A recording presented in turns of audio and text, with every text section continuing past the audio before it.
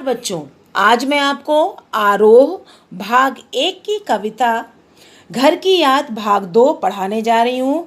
इसके कवि भवानी प्रसाद मिश्र हैं। बच्चों, मैं अब आपको कविता पढ़ाती हूँ। पांचवा मैं हूँ अभागा, जिसे सोने पर सुहागा, पिताजी कहते रहे हैं प्यार में बहते रहे। आज उनके स्वर्ण बेटे लगे होंगे उन्हें हेठे, क्योंकि मैं उन पर सुहागा, बंधा बैठा हूँ अभागा। अब हम इसकी व्याख्या करेंगे। कवि कह रहे हैं कि वे पांचवें भाग्यहीन पुत्र हैं।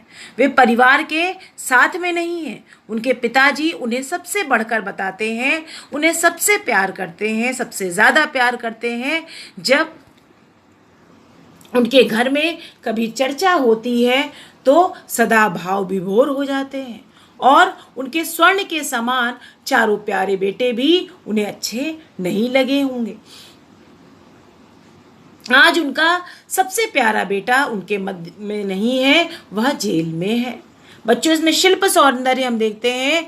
सरल व सहज भाषा का प्रयोग, खड़ी बोली, मुक्त छंद, सोने पर सुहागा, मुहावरे का प्रयोग, तुक का प्रयोग। अब बच्चों, हम कविता को आगे पढ़ते हैं। और माँ ने कहा होगा, दुख कितना बहा होगा, आंख में किस लिए पानी, वहाँ अच्छा है भवानी। और अपना मन समझकर और अपनापन समझकर गया है तो ठीक ही है, यह तुम्हारी लीक ही है। अब बच्चों, इसकी व्याख्या हम करेंगे। कवि कह रहे हैं कि उनके पिता उनको याद करके भावुक हो रहे होंगे। जब वे भावुक हो रहे होंगे तो उनकी माँ ने उन्हें समझाया होगा, और उनको बहुत दुख हुआ होगा जब उनकी माँ जो है उनके पिता को समझा रही होंगी। वे कहती हैं उनका पुत्र जेल में अच्छा है, उन्हें आज आंसू बहाने की आवश्यकता नहीं है। उनका पुत्र अपने पिता के दिखाए मार्ग पर चल रहा है, उन्हीं के उद्देश्य पूर्ति हेतु वह जेल गया है। कवि की माँ उनके पिता से कहती हैं उनका पुत्र पिता की परंपरा का पालन कर रहा है। अब बच्चों, इसमें हम शिल्प सौंदर्य देखेंगे। खड़ी बोली, मुक्त छंद, सरल व सहज भाषा का प्रयोग, तुक का प्रयोग, संवाद शैली का प्रयोग, लीक पर चलना, मुहावरे का प्रयोग, माँ के द्वारा पिता को समझाने का स्वाभाविक वर्णन है। अब बच्चों, कविता को हम आगे पढ़ते हैं। पाँव जो पीछे हटाता, कोख को मेरी लजाता, इस तरह हो न कच्चे, रो पड़ेंगे और बच्चे। पिताजी ने कहा होगा, हाय कितना सहा होगा, कहाँ मैं रोता कहाँ हूँ, धीर मैं खोता कहाँ हूँ। अब बच्चों, इसकी व्याख्या हम करेंगे। कवि की माँ कवि के पिता को समझाते हुए कहती हैं कि उसने आपकी परंपरा का पालन किया है। अगर वह अपने पैर को पीछे हटाता तो मेरी कोख को लज्जित करता। आप इस तरह अपने मन को कच्चा ना करें। धैर्य खोकर यदि आप रोएंगे, बच्चे भी रोने लगेंगे। कवि कह रहे हैं उनके पिता ने बहुत धैर्य धारण करके कहा होगा कि मैं रो कहाँ रहा हूँ, मैंने धैर्य का त्याग नहीं किया है। बच्चों, अब हम इसमें शिल्प सौंदर्य देखेंगे। खड़ी बोली, मुक्त छंद, सरल व सहज भाषा का प्रयोग, पाँव पीछे हटाना, कोख लजाना, कच्चा होना आदि मुहावरे का प्रयोग है। संवाद शैली का प्रयोग है। माँ के द्वारा पिताजी को धैर्य देने का वर्णन है। बच्चों, अब हम कविता को आगे पढ़ते हैं।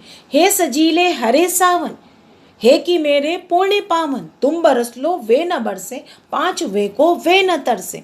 मैं मजे में हूँ यही सही है, घर नहीं हूँ बस यही है, किंतु यह बस बड़ा बस है, इसी बस में सब विरस है। अब बच्चों, इसकी हम व्याख्या करेंगे।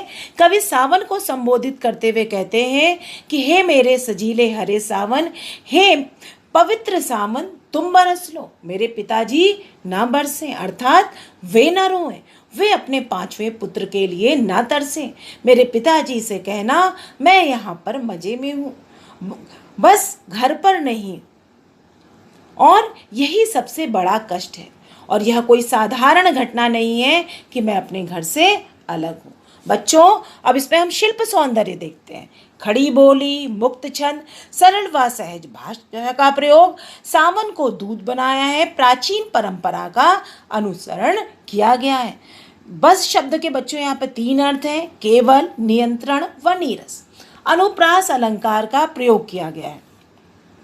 अब बच्चों, कविता को हम आगे पढ़ेंगे, किंतु उनसे ये न कहना, उन्हें देते धीर रखना, धीर रहना, उन्हें कहना लिख रहा हूँ, उन्हें कहना पढ़ रहा हूँ, काम करता हूँ कि कहना, नाम करता हूँ कि कहना, चाहते हैं लोग कहना, मत करो कुछ शोक कहना। अब बच्चों इसकी व्याख्या करेंगे। कवि सावन को संबोधित करके कह रहे हैं कि हे सावन, मेरी पीड़ा को मेरे पिता के समक्ष व्यक्त नहीं करना, उन्हें तुम धैर्य देते रहना, उनसे कहना तुम्हारा जो है पुत्र कारावास में रहकर अध्ययन कर रहा है, वह अध्ययन करने में व्यस्त है। हे सावन, मेरे पिताजी से कहना कि उनका पुत्र खूब जो है वो काम कर रहा है और अपने उच्च कर्मों से जेल में रहकर नाम रोशन कर रहा है। यहाँ भी लोग उसे चाहते हैं, इसलिए जो है वे मेरी चिंता ना करें। अब बच्चे उसमें हम शिल्प सौंदर्य देखेंगे। खड़ी बोली, मुक्त छंद, सरल व सहज भाषा का प्रयोग, कहना शब्द की आवृत्ति हुई है जो अत्यंत सुंदर है। तुक का प्रयोग। अब बच्चों, कविता को हम विस्तार से आगे पढ़ेंगे। और कहना मस्त हूँ मैं, कातने में व्यस्त हूँ मैं, वजन 70 सेर मेरा और भोजन ढेर मेरा, कूदता हूँ खेलता हूँ, दुख डट कर ठेलता हूँ, और कहना मस्त हूँ मैं, यो न कहना अस्त हूँ मैं। अब बच्चों इसकी व्याख्या करेंगे। कवि सावन को संबोधित कर रहे हैं कि हे सावन, मेरे पिताजी से कहना कि कारावास में भी मैं प्रसन्न हूँ, गांधी जी के सिद्धांतों पर चलकर मैं चरखा काटता हूँ, मेरा वजन 70 सेर है, मैं खूब खाता पीता हूँ। हे सावन, मेरे पिताजी से कहना उनका पुत्र यहाँ खेलता कूदता है, दुख को अपने से दूर भगाता है, किसी भी प्रकार की मानसिक अशांति को अपने पास नहीं आने देता है। हे सावन, मेरे पिताजी से कहना कि मैं यहाँ पर रहकर खेलता कूदता हूँ, दुख को दूर भगाता हूँ, अपने समीप आने नहीं देता हूँ, मैं प्रसन्न हूँ। कभी गलती से मेरे पिताजी से ये ना कहना कि मैं दुखी हूँ, अगर वे जान जाएंगे वे दुखी हो जाएंगे। अब बच्चों, इसमें शिल्प सौंदर्य हम देखते हैं। खड़ी बोली, मुक्त छंद, सरल व सहज भाषा का प्रयोग, तुक का प्रयोग, डट कर ठेलना, अस्त होना, मुहावरे का सुंदर प्रयोग किया गया है। अब हम कविता को आगे पढ़ते हैं। हाय रे ऐसा न कहना, है कि जो वैसा न कहना, कह देना जागता हूँ, आदमी से भागता हूँ, कह न देना मौन हूँ मैं, खुद न समझूं कौन हूँ मैं, कह न दे देख ना कुछ बक न देना, उन्हें कुछ शक न देना।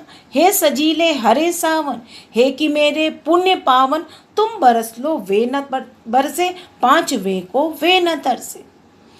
बच्चों, अब हम इसकी व्याख्या कर रहे हैं। कवि सावन को संबोधित कर रहे हैं, संबोधित करके कह रहे हैं कि हे मेरे सावन, मेरी यथार्थ स्थिति को मेरे पिता के समक्ष व्यक्त ना करना, तो मेरी पीड़ा को उनसे मत कहना, उनसे ये ना कहना कि मुझे नींद नहीं आती है, मैं रात्रि भर जागता हूँ, आदमी देखकर मैं भयभीत हो जाता हूँ, मैं हमेशा एकाकी या अकेला रहता हूँ।